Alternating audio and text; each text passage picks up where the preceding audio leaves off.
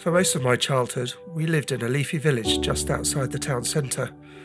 I wasn't really aware growing up of people of different ethnicities, and when I did become more aware at secondary school, I tended to hang out with the people most like me.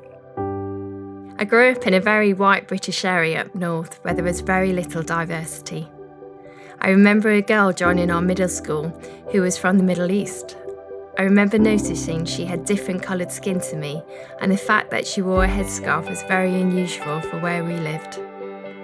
I went on a mission trip to Bolivia at the age of 15, and that was when I really started to see and be excited by the huge diversity of people that live in our world. When Elizabeth and I were at Bible college together 10 years ago, our lives took a big turn. God challenged us and helped us to see things from a non-British perspective.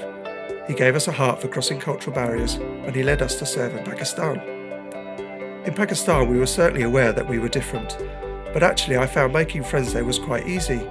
We were a novelty in some ways. There were just a handful of foreigners in the city, and so people wanted to talk to us, practice their English and show us hospitality. We never received any animosity or ill feeling directed our way. Unfortunately, we had to leave Pakistan after only a year and a half, and we moved to Bradford, living in a majority Pakistani Muslim area, where we have been for the last 7 years. One thing I did find hard in Pakistan was due to the societal expectations of what women should or shouldn't do. I would often feel restricted and sometimes unsafe in some environments. The latter years in Bradford were tough, and we experienced some of the negative side of diversity. It was tough to see our daughter struggle to make friends at school and not being invited to people's houses or parties because she was a minority and of another faith. Having been away from King's for 10 years, it's great to see how diverse a congregation it has become.